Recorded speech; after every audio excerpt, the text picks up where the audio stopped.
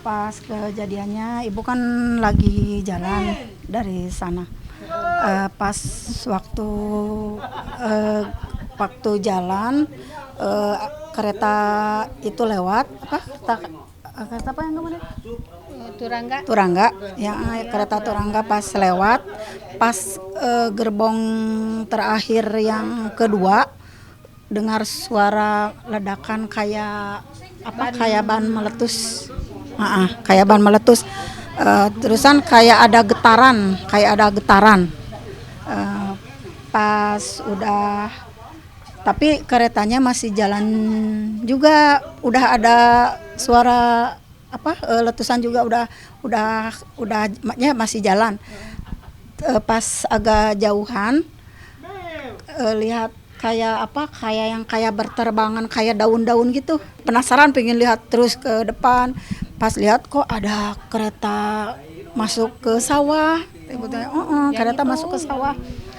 Udah balik lagi, udah langsung nolongin yang pada turun gitu.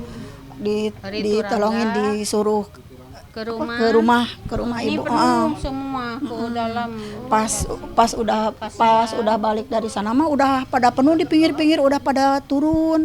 Tapi kelihatannya kayak lemas-lemas gitu, sok paling kayaknya. Ibu juga kaget gitunya, udah lihat udah pada banyakan di pinggir-pinggir. Lagian ibu lihat ada yang berdarah dari hidung gitu. Semua panik. Ibu-ibu di sini panik. Nggak tahu ada kecelakaan seperti gini kan, nggak tahu. Lihat-lihat dari Bintaro gitu ya, sekarang di sini. Jadi sebelum ada bantuan dari pihak PT KAI, jadi nunggu di rumah ibu dulu. Kan ambulan belum datang. Lagian di sini mah yang nggak tahu ya, sinyalnya tuh susah kayak susah itu masuk agak lama, jadi sering kereta di sini lama nungguin itu bukan sinyalnya. Bukan sinyal. Kadang tengah malam lama banget. Perlu kami sampaikan ya, perbaikan jalur kita mulai pukul 06.05. Perbaikan jalur KA tersebut meliputi penggantian bantalan beton yang pecah, penggantian klip, penggantian penambat rel, dan perbaikan geometri. 06.30 dinyatakan jalur aman. Setelah itu kita lakukan uji coba dengan menggunakan 2 lokomotif. 0728 lokomotif bisa lewat jalur ini.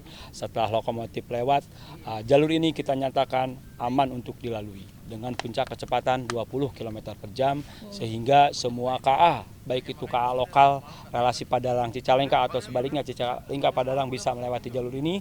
KA jarak jauh keberangkatan di stasiun Kiara Condong, KA Pasundan, dan KA tambahan Kiara Condong Surabaya Gubeng, terus KA keberangkatan dari Bandung, Argo Wilis, Lodaya pagi, Lodaya tambahan pagi, dan KA Batula dan Ekspres, semuanya melewati jalur ini. Terkait kenapa bisa terjadi, kita masih menunggu pendalaman dan hasil investigasi dari KNKT. Juga kita juga memiliki tim investigasi, tim keselamatan KAI kantor pusat, masih menunggu ya. Perlu kami sampaikan untuk korban meninggal dunia, petugas kereta api, masinis, asisten masinis, petugas Prama KA Turangga, terus petugas security KA lokal 4 orang. KAI Daob 2 mengucapkan turut berduka cita dan belasungkawa yang sedalam-dalamnya atas kematian rekan kita. Juga perlu kami sampaikan untuk penumpang KA Turangga sebanyak 287 penumpang, KA lokal 191 penumpang, semua aman. Informasi ada 35 penumpang dibawa ke Rumah Sakit Umum Daerah Cicalengka, ke Rumah Sakit Edelweiss, ke Rumah Sakit AMC, ke Rumah Sakit Santosa, semuanya sudah bisa pulang, sisa 3 orang. Ada kecelakaan mah, di mana kakak? Kata saya teh. Nggak tahu, coba lihat itu di inforan. Saya kayak adik saya beli gorengan keluar. PT terus pulang teh, Mbak cina itu ada tabrakan kereta di Calengka katanya, kereta lokal sama Turangga. Saya langsung wah ini bapaknya kan dinas KRD ya, dinas kereta lokal itu. Tapi saya lihat di orderannya teh nggak ke Calengka, ke Padalarang. Jadi tapi kaki udah lemes, badan teh udah lemes. Dah emang dinasan keretanya kereta lokal. Saya udah duduk anak-anak. Bukan bapak ya mah, bukan kakak, bapaknya nggak ke Cicalengka kata saya, tapi sembari lemas. Udah diam saya mah, ya Allah, mudah-mudahan bukan bapaknya. Ada tetangga sama-sama itu semuanya juga orang kereta. Dia udah kelihatan mukanya kayak nangis gitu. Bu, bapaknya dinas apa? KRD kata saya. Atau coba tanyain gimana? Enggak kata saya teh, enggak kata saya. Tapi sembari lemas mau jalan juga susah. Tanyain. Kayak ini itu fasilitasnya siapa? Saya langsung lari, maksudnya nekat saya ke temennya, ada yang sebelah sana namanya Pak Suratman. Itu di sana udah ngeriung, tapi lihat udah pada nangis. Lihat saya, Pak Ber tuh temennya itu Pak Suratman. Saya tanya, nggak tahu Bu, belum pasti, tapi wajahnya udah beda kata saya. Wah, saya udah lemas pokoknya mah. Terus ada info Pak Suratman, iya Bu, bapaknya meninggal. Langsung astagfirullah, saya nggak bisa nangis, udah nggak bisa keluar air mata. Yang bisa hanya istighfar. Anak-anak nggak terima, anak-anak langsung histeris, anak-anak dua, yang anak saya dua. Saya harus ikhlas, saya harus kuat. Iya buat anak-anak, karena anak saya kan masih butuh. Kalau saya istilahnya lemah, gimana saya harus menguatkan anak-anak saya. Nggak ada sebelumnya, biasa almarhum, biasa sama anak-anak juga nggak ada perubahan atau apa, seperti biasa, seperti dulu-dulu yang seperti biasa, seperti hari-hari biasa seperti itu. Cuma emang udah kelihatan dari raut wajahnya emang rada beda, rada ada cahayaan, rada bersih kayak. Walaupun capek itu nggak kelihatan capek gitu. Nggak pernah istilahnya, biasanya kan kalau pulang kerja itu kusam atau apa, ini mah nggak ada cahayaan, cuma emang nggak ada rasa firasat apa itu, nggak ada. Cuma waktu mau berangkat kerja dia biasanya nggak pernah bawa kaos, dia bawa kaos mama katanya. Biasa semua kan peralatan kerjanya udah saya siapin semua. Terus saya bilang, pakai yang baru ya Pak bajunya, kata saya. Emang lagi Nataru kan harus yang rapi bajunya ya, harus bersih, takut ada pejabat atau apa biar nggak ditegur atau apa. Pakai yang baru ya mah ya, iya pakai yang baru ya Pak bajunya, pakai aja itu yang baru yang masih putih yang bersih kata saya, biar kelihatan bagus kata saya. Iya. Terus dia udah keluar katanya tuh, Mah bawa kaos ya, kenapa Pak bawa kaos? Nah, kata saya bisa hujan, ya bisa hujan. Saya juga nggak sadar kan, dia pagi-pagi harusnya udah pulang dulu, masa sih kok hujan? Kalau sore-sore maksudnya kalau pagi kan jarang hujan. Oh ya udah tuh saya masukin, ngambil sendiri, biasanya nyuruh mama tolong masukin kaos atau ke tas, dia mah ngambil sendiri, ambil yang paling atas, ditaruh di tas. Suami yang bertanggung jawab, bapak yang sangat sayang sama anak-anaknya, sama istrinya, sangat perhatian, disiplin.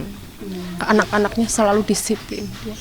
Walaupun masalah keuangan, masalah hidup, orangnya itu penyayang sama saudaranya, sama keluarganya, sama anak-anaknya terutama.